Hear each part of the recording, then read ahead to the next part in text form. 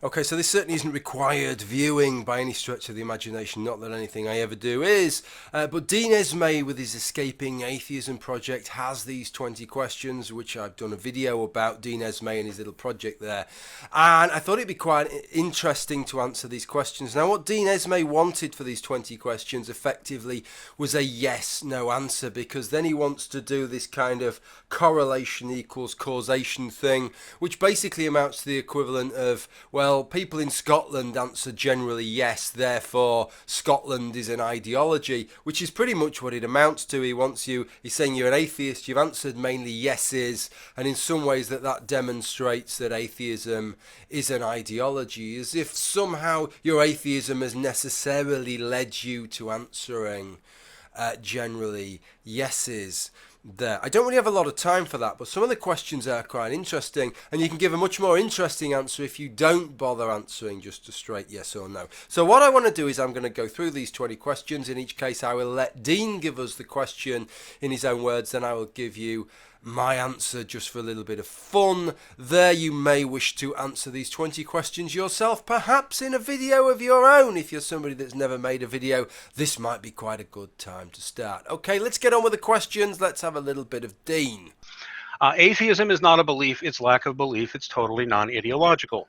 Yes or no? So what I've noticed with regard to this question, Dean, I noticed on a couple of your videos, you've got a little graphic there that I'm sure you think is very, very amusing and damning, which shows like this pile of bricks there, right? And this thing that says, if atheism is a lack of belief or something like that, here's a pile of atheists. Yeah, because these bricks lack a belief, therefore they're atheists. Somewhere you've missed that key component in the definition of atheist, which is that it is a person who lacks a belief. Either that or you attribute personhood to a fucking house brick, Dean. I don't know which one of those it is. Maybe you'd like to clean that up. Do you regard a brick as having personhood? I don't.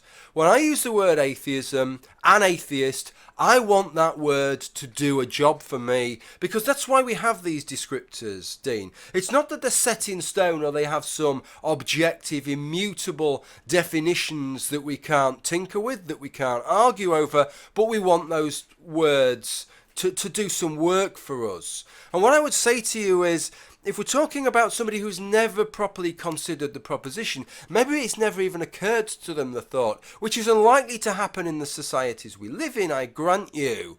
But if we came across somebody such as that, I propose to you that they would lack a belief in God. They would have no belief in God, and it would make sense to regard them as an atheist. Right, so that I think that is the best way to describe the words atheism. An atheism is a lack of belief, and an atheist is a person who lacks a belief. Now, notwithstanding that, most people's atheism has been a little bit more considered than that, right? It is more. For the majority of atheists, of course, it is a little more than simply a lack of belief.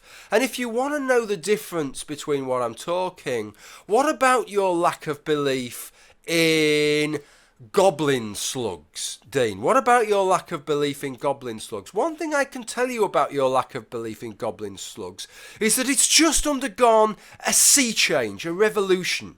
Because prior to the last few seconds, right, you had a lack of belief in goblin slugs, and you still do.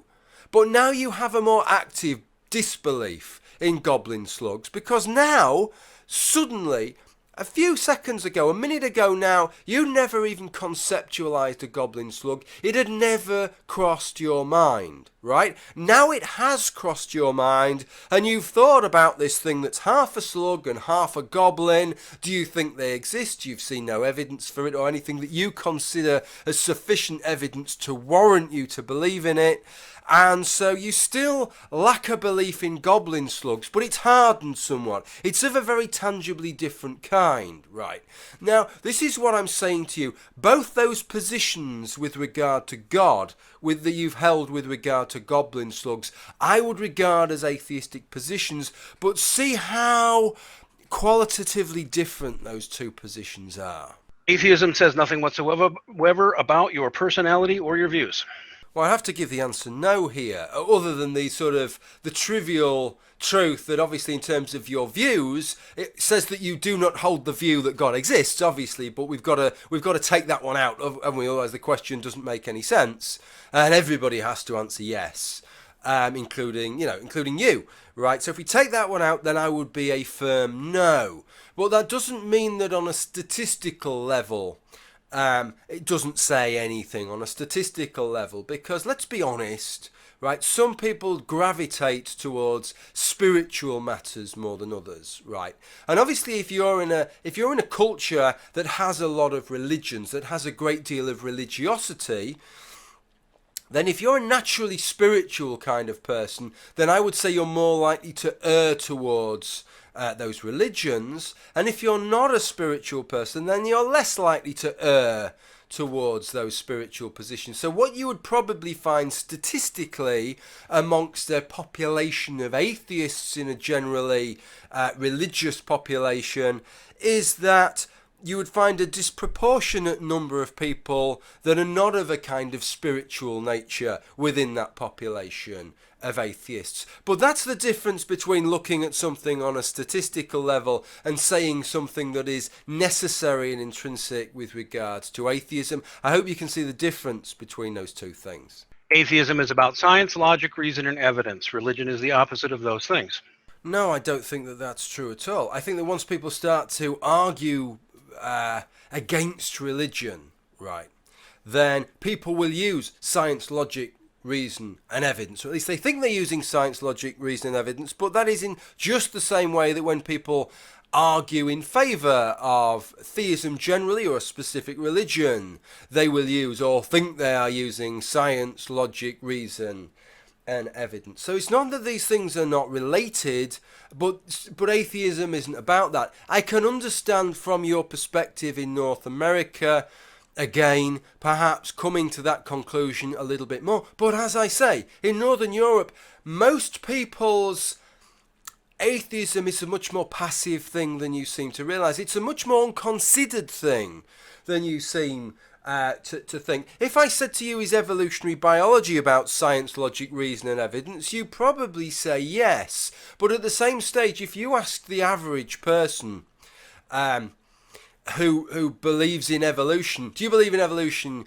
They'd say yes. But if you asked them anything about it, right, they probably wouldn't be able to tell you a great deal. If you said, well, what's the evidence for evolution as a factor? Explain evolutionary biology, explain the modern evolutionary synthesis, what's it all about? They just look at you blankly. They'd say, well, I don't know, I believe in evolution. They kind of believe it because they know that that's what all the scientists think, right? So a belief in evolution isn't necessarily based on science, logic, reason or evidence, even though that's part of science. So there is no way on the face of the earth that atheism and being an atheist is necessarily about science, logic, reason or evidence. However, if you've broken out of a religion, Dean, right, if you've broken out of a religion, then I could understand why those things might seem foremost in your mind, because you've had to make that break. And it might be science, logic, reason or evidence, or your view of those things that have allowed you to go from religion to atheism. Atheism is about facts over feelings. In many ways, this is just a respinning of the previous question, isn't it? You had science, logic, reason and evidence, and instead you're putting facts over. What did you say? Religion's the opposite of science, logic, reason, evidence. Now you're comparing it to feelings, I suppose, instead of faith or something like that. Again, I would say, no, that isn't what atheism is about. How you come to atheism, as I say, a lot of the times it's quite passive, and it's as much as a result of ignorance for a lot of people, a fact of lack of consideration, as religion is in your country. I would say it's not something that's involved a great deal of consideration for a lot of people. They just kind of grow into it because it's the cultural norm. So you have to take that on board. What I would say, so let me just amplify on the point that I made to the previous thing about it being about where facts over feelings perhaps kicks in. I can understand if you come from a strong religious tradition, right, where your family's very religious, you've grown up with religion, and you find that hard to let go. Especially, I mean, if you've got a sort of typical Christian perspective that God's looking over you and Jesus is looking over you, and all of a sudden you're going to kind of be on your own in a big universe, right? If you throw all that away and everything, all the baggage that comes with that, all of a sudden, perhaps you're going to feel very much alone in a way that I don't, because I've never really had that sort of thing to cling on to, right? So there's a lot of feelings involved in that. And I absolutely understand that if you're in that kind of position, then it really might take a truckload of facts, right? It's not just a case of, well, I think the facts point slightly in favour of atheism versus theism. You need to hire an articulated lorry full of facts, and it needs to unload on your front drive before you're going to abandon what you presently believe. Why? Because those feelings are very, very strong. They're tying you in there. And so then if you do make that break, for you, it's very, very much going to feel like facts over feelings, because that is what it has been as part of your experience. But none of that is intrinsic to atheism or being an atheist. It's just perhaps intrinsic to being an atheist when you've had a very strong religious upbringing of a certain kind to begin with. Atheism frees minds and teaches people how to think for themselves. Okay, so re-recording this one. I recorded it once and I gave a resolute no. And then as I recorded it, re-evaluated it and had a look back, I realised that actually these were my little blinkers kicking in here with this resolute no, and that I need to just re-record it and just alter my answer slightly. Let me tell you why I gave a resolute no, is that I think it's putting the cart before the horse. That atheism doesn't lead to free minds and teach people to think for themselves. You can be an atheist and not think for yourself. You just blithely carry on from your parents' lack of a belief in God. But it can put the cart before the horse in the case that if you're from a strong religious tradition, if you don't think for yourself, you're liable just to carry on the beliefs of your parents or the beliefs of the society that you're cultured in.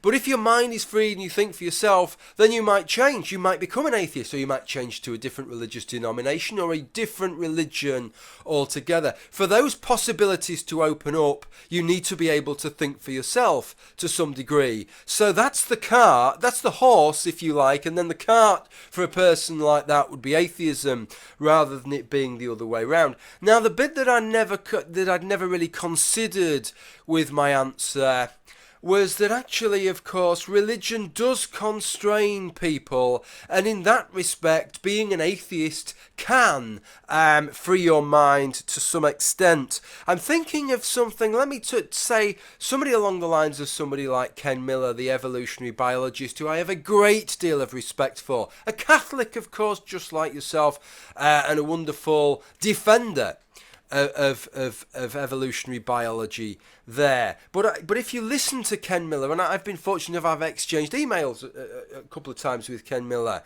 is that when it comes to things that impact upon his faith, such as the existence of an immaterial immortal soul, he is not really at liberty to think for himself in the same way as he is when he thinks about evolutionary biology, because he is very, very much tied in to the necessary requirements of maintaining that Catholic faith. And he accepts that he has to compartmentalise that, and he accepts that some of what he believes are acts of faith in that department, and that he has to keep it apart from his science. Right, so in many ways, if he was to become an atheist, it wouldn't be that atheism was freeing his mind, but by dropping his particular religion and the commitments that come with that particular religion, in some ways that would free his mind, because he would no longer be constrained by the particulars of that religion. I hope that makes a little bit more sense than my original answer was going to. There is no evidence for God. Okay, so there is no evidence for God. No would be my answer here. No, there is no evidence for God. No, I disagree with that. Even though I think most atheists would probably say the opposite. I disagree with them. on this. You know, if you think of a court case, I mean, you mentioned a court case elsewhere in your hangout, and I absolutely agree with the analogies that you were making, actually, Dean, with regard to that. If you think of a court case, even a court case which is overwhelming, where the jury, it might be a murder case, where the evidence has been presented for day after day after day, it takes the jury 10 minutes, and then they find the defendant guilty unanimously. And has the defence not presented any evidence? No, they may have spent a couple of days presenting evidence. Saying that something is evidence is not making some kind of quality judgment on how you regard that evidence, whether you regard it as overwhelming evidence or quality evidence, substantive evidence. All that you're saying is that it is evidence. Now, Christians bring things to people like me that they regard as evidence. I'm not going to say that's not evidence. I might say it's underwhelming evidence or irrelevant evidence, or I might have counters to that evidence. But that's a different thing to saying that it's not evidence. And as much as atheists say that there is no evidence, I wish they'd phrase that a little bit differently, because that's not normally how we use the word evidence with regard to things like that. So that's where I would sit with regard to that. The next thing that I would say is that you made this, not in your question but elsewhere, and you said you made this complaint of atheists, which I didn't really recognise, but you made the complaint, and Placeholder Films actually kind of played into your hands a little bit there, where you said that atheists, when they evaluate the evidence that Christians bring forward, they evaluate each little bit on its own, disregard each little bit on its own, but never regard how all those different bits can stack up together. And of course they should do. I agree with you. If you're saying that's what they do, I agree with you. That's the wrong thing to do. That's not my experience of what anybody does. But if that's what you're saying, of course you need to evaluate each little bit of evidence separately, but then you do need to put them all together and evaluate them as a whole, and also evaluate the counters with regard to that, and then the evidence for the other side you need to evaluate each little bit separately, evaluate the counters to each little bit, and then take it all as a whole and see how those two things weigh relative to one another. I don't really know any other good method about evaluating things like religion and belief and anything like that other than to go through those kinds of processes. If you're saying that atheists aren't doing that, then more fool them, but that isn't my experience. Science is how we determine if things are true or not. Ooh, perhaps in a limited sense it is, but I wouldn't really want to give a yes answer there. I would say that science is more the formalization of the way in which we determine whether things are true or not. I think we regard all three kind of ways of reasoning, deductive, inductive and abductive ways of reasoning, to determine whether or not things are true. And what science does is it formalizes that in a way, in a fashion. It takes those things that we do. Inductive reasoning probably is sort of like the key card, isn't it, for science, but it still uses all three of those forms of reasoning, and it formalizes the process of how we determine whether things are true or not. So that's the answer that I would give. The reason we can trust science is that it frequently overturns itself if it turns out to be wrong.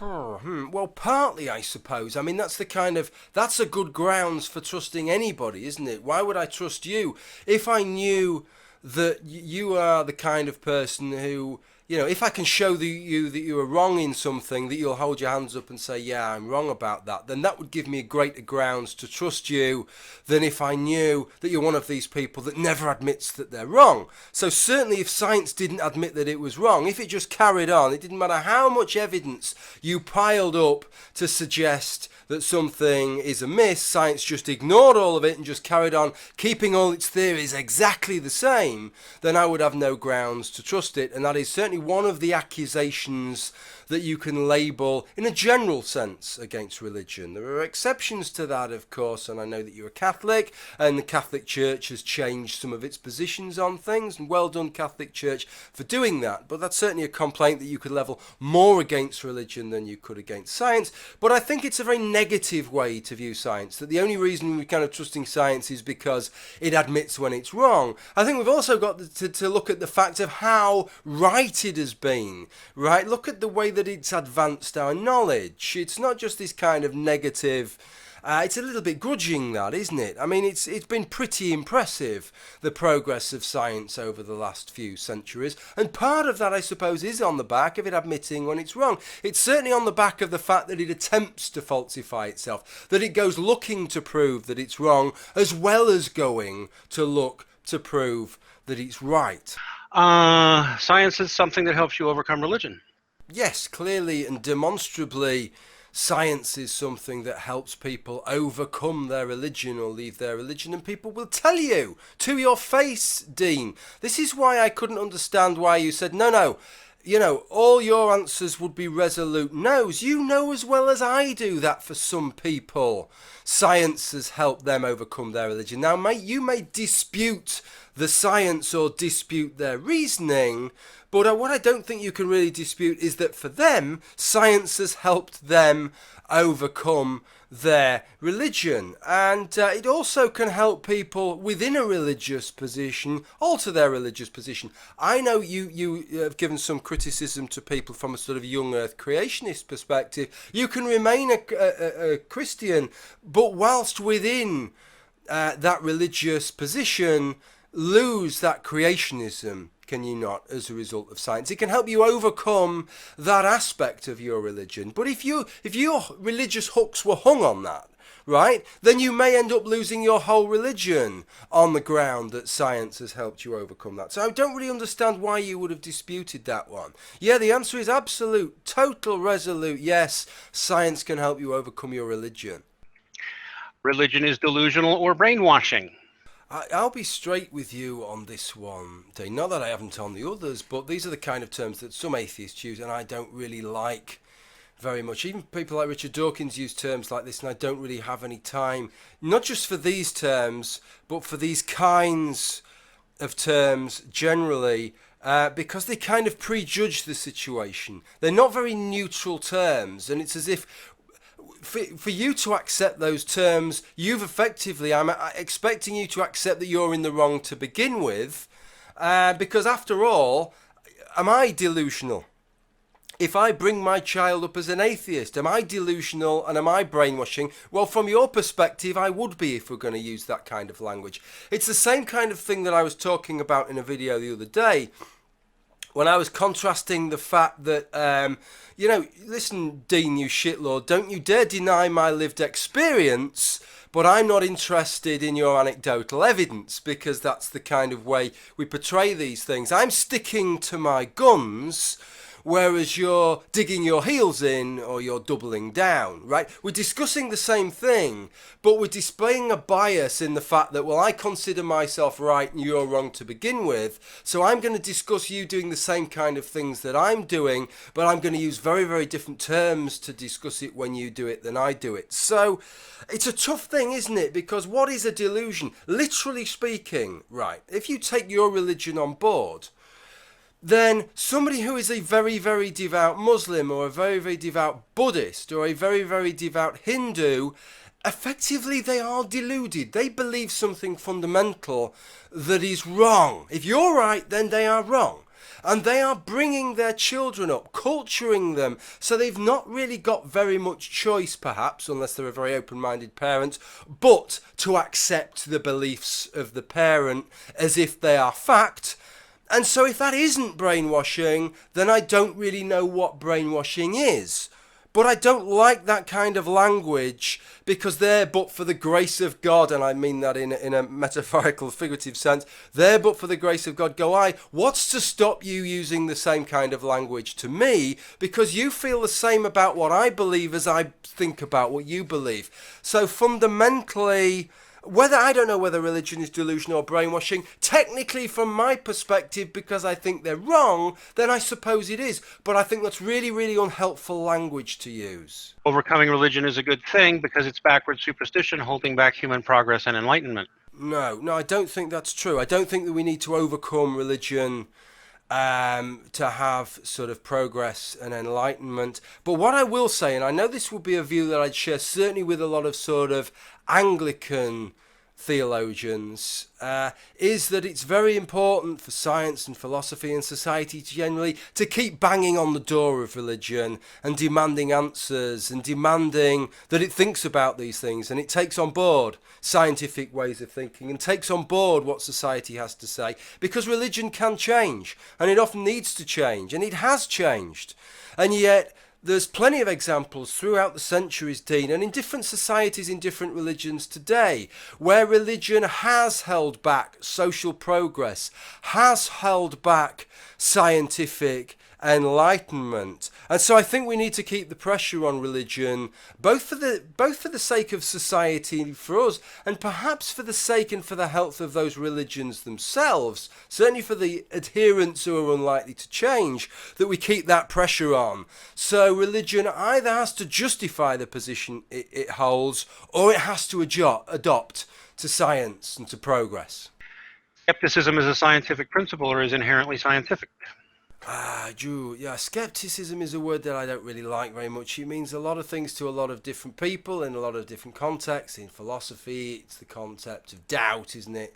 But I think for most people, their understanding of skepticism, it's about questioning things. It's an active process that you're taking part in where you're trying to falsify something. You're trying to find the chinks in the armour of something.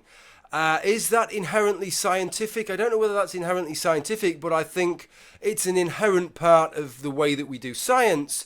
If we did science in such a way that when we proposed something or we did an experiment, we didn't try and repeat the experiment to see if it would work or see if there were other experiments or something that would show that original piece of research to be wrong, I think that that would be a major flaw in science, wouldn't it? Science as we understand it would cease to work, I think. So maybe that, I don't think skepticism is inherently scientific, but in terms of looking at skepticism in that context, science relies on that way of thinking in part. Occam's razor is a scientific principle or is inherently scientific? So Occam's razor is a funny thing. I don't think Occam's razor, one thing I've said in the past, and I'll perhaps give the example that I gave in the past, it doesn't allow us to differentiate. There's some sense behind it, right? And it's a kind of fundamental principle, I suppose, of sort of abductive reasoning and looking for the simplest explanation that makes reasonable sense and fits in with the facts as you see them. But it depends. It depends. You've got to be contrasting apples and oranges in some ways, and not apples and apples, I think, under normal conditions. What I mean by that is, let me give you this example I've given before. You come into my house and you find a pile of ironing done on the ironing board. The simplest explanation is that I've done the ironing. An alternative explanation is that my mother has a key to my house. She does my ironing for me because I'm too busy. She doesn't, actually. I wish she did. But she comes in every Tuesday and does the ironing for me, so she'd done the ironing and left. That's another explanation. And I don't think Occam's razor would allow you to differentiate between those two explanations. If you used Occam's razor in a situation like that, I would suggest you used it injudiciously, because there's a reasonable amount of warrant for either of those explanations. It's not as if one of those explanations opens up a whole new slew of questions that the other one doesn't. Materially, they're quite similar. But imagine a third explanation, that aliens have descended from outer space, right, warped through my front door, done the ironing for me, and then left. Well, that's a different league of explanation. Now, that's not just a slightly more complicated explanation. That is an explanation that brings with it a whole new basket of complications that we didn't have originally. It's creating more questions than it's actually answering. So in that kind of situation, I would suggest Occam's razor is quite a valid tool to say, no, if those are the alternatives, then we should plump for I've done the ironing and not the aliens have done the ironing. Now, is Occam's razor scientific? Well, obviously, because we do use sort of abductive reasoning in some areas of science, then yes, it is scientific, but you've got to be very judicious how you use it. I know there are some areas of science where we use Occam's razor. I wish I could list you a load of them. Unfortunately, my mind's gone a bit of a blank. I know we use it in cladistics, for example, right? So, which is a sort of the modern way of doing taxonomy and arranging the way all the different species and different genera of life on Earth are arranged, right? Usually by genetic relationships when we've got that information. And they conduct something called a parsimony analysis, which I think, I might be a bit garbled here, but you're looking at the genetic relationships there and creating the simplest route by which all those different species are linked to create your cladistic diagram, your cladogram, or whatever it is called. So that would be an example of part of science where Occam's razor is used, but there are many areas of science where if you applied Occam's razor, it would give you ridiculous results, and where I could give you examples of where if Occam's razor was applied, we would at the moment have the wrong answers. If you see something that seems impossible, you must have imagined it, or we're always just fooled. No, just because something seems impossible to me doesn't mean that it is impossible, so no is the answer to that one. The laws of physics don't change, or if they do, they only change in ways scientists can predict and measure. Oh, that's a big question, Dean, isn't it? I know this is getting well beyond my pay grade, some of these questions. We're getting into realms now of sort of cosmology, and why does the universe have the constants and values that it does, and the idea that perhaps it dropped from one kind of state to a more stable state, but that there were other stable states that it could have gone to. There are some suggestions that the universe, this sort of eternal inflation model, is just one great inflaton field that's expanding, and that there's regional pockets here, there and everywhere within there that are forming what we would regard as universes where it drops out of that inflationary state into a more stable state, and we're one of those pockets. But each one of those little pocket universes could have different physical constants and different laws of physics locally, regionally within them. I don't know about that. That's just one sort of theory there.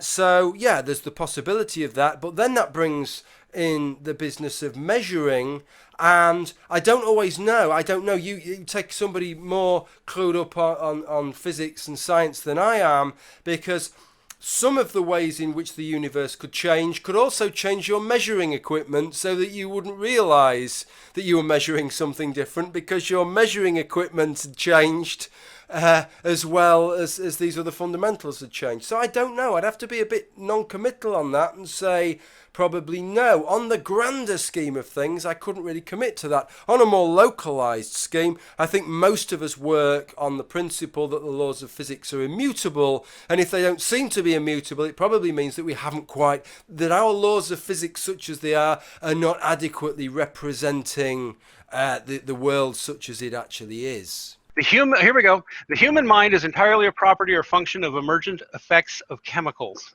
That's an interesting question. I got that from the sort of way you phrased it. It's a slightly damning way that creationists sort of like, a bit like I'm not saying you're a creationist, but the kind of way the Kent Hovin type say something like, you believe you evolved from a rock. Let me tell you what I believe, right? I do believe that the mind, that the consciousness is an emergent property of the physical brain, and that all it requires is that physical brain.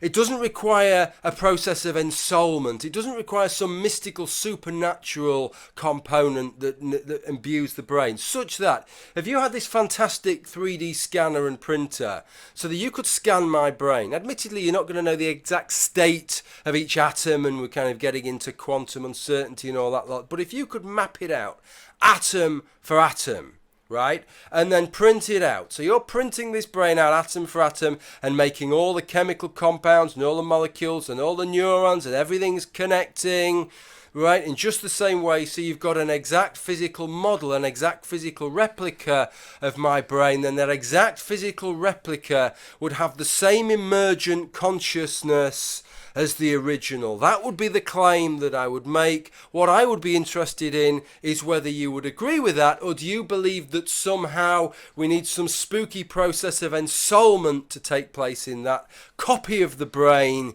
before it has a mind, before it has consciousness the same way as that original one does? There are no forces, phenomena, or entities which exist outside of or apart from physical nature.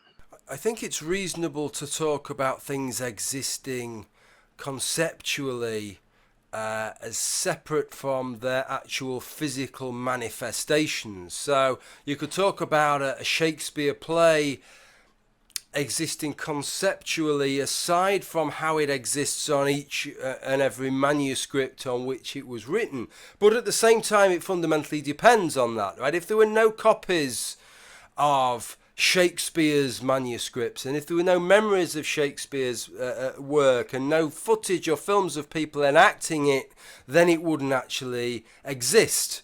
If he'd never thought it up in the first place, it wouldn't actually exist. So I think there's a sort of complicated relationship, and it maybe says as much about the way we define and think about the word's existence, and it might be that we're conflating very different kinds of understanding of the word's existence. And I'm also not certain about the status of things like laws of logic and mathematics and how they sit fundamentally in terms of the physical world, and whether it's right to think about them as existing as apart from the material world, or whether to see them as fundamental aspects to it. That it's only when they become realised by things, it's only when maths becomes realised by the interactions of the physical world that it can ever really be thought of as existing.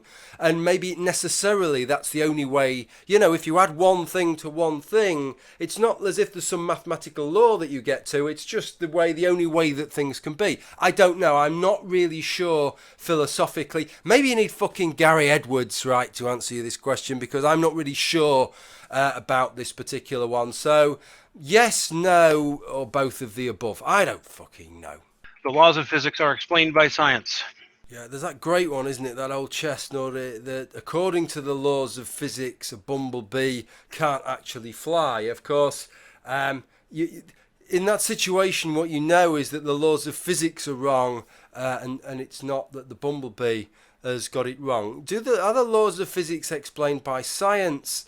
I think that part of the job of science is to try and explain the laws of physics, or at least model the laws of physics. We can never be certain whether the representation we have of the laws of physics that we get through science is accurate, right? If that's how things actually work, or if we're just viewing it through a particular lens, so that all the calculations, everything, all the outputs come out right, and all the inputs are right, but maybe the way that we're describing it isn't actually how things really work. And I suppose part of the job of science is to try and understand if there's a better way or always of doing that. And maybe that's partly where we're talking about parsimony and Occam's razor with some of these things, and that there often is different ways for science to explain the laws of physics, and we try and err for the simplest explanation rather than an exploration that includes lots and lots of unnecessary iterations just for the sake of it. You know, the idea that, well, you know, what causes gravity? Is it little goblins pulling on strings, or is it the sort of warping of space-time? Well, okay, it's the warping of space-time. Perhaps there's little goblins pulling on strings as well. You know, we don't need that little part of the explanation, so we cut it out. So, yeah, are the laws of physics explained by science? Well, that's certainly, I think, the aim of science. Does it always get it right? No, but the answer that I'm going to give you is a yes. We're getting a little more existential here.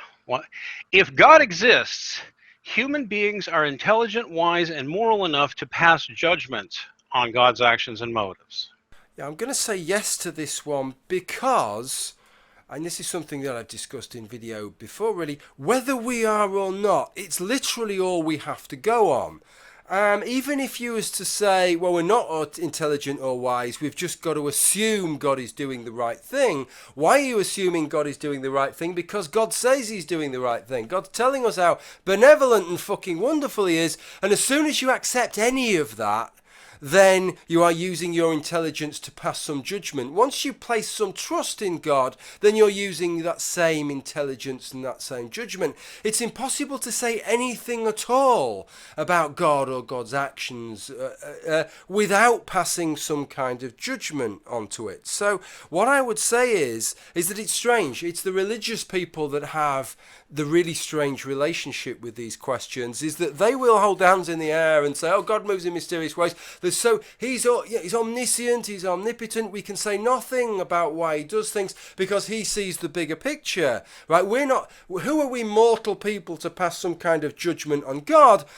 and yet their fundamental beliefs about God are passing judgments on God. Even just accepting what God says about himself is passing a judgment on God. It is using your intelligence to do that. So we've no way out of that trap.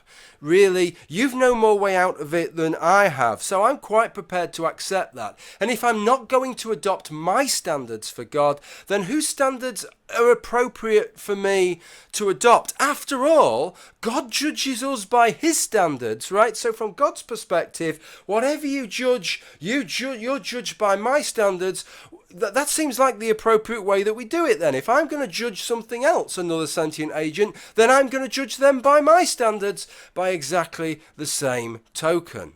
Just to add that the alternative bit of thinking to this is that it isn't appropriate for us to judge. This is again something I've done in a video years back, is that it isn't appropriate for us to judge God by our standards, that the appropriate way to judge God is by his standards in the same way. And the reasoning behind that is because if we were to judge the behaviour of a dog, we wouldn't judge the behaviour of a dog by our standards, because that isn't the behaviour that's appropriate for the dog. It would be unfair of us for us to expect a dog to have to live by our standards. We need to judge a dog by the standards that are applicable for a dog. So if that is the case, and therefore it's appropriate for us to judge God by his standards, then surely the appropriate standard for God to judge us would not be his standards, which is the claim that we're held to his fucking standards that we've got no bollocks all chance of ever attaining, and he knows that right from the start.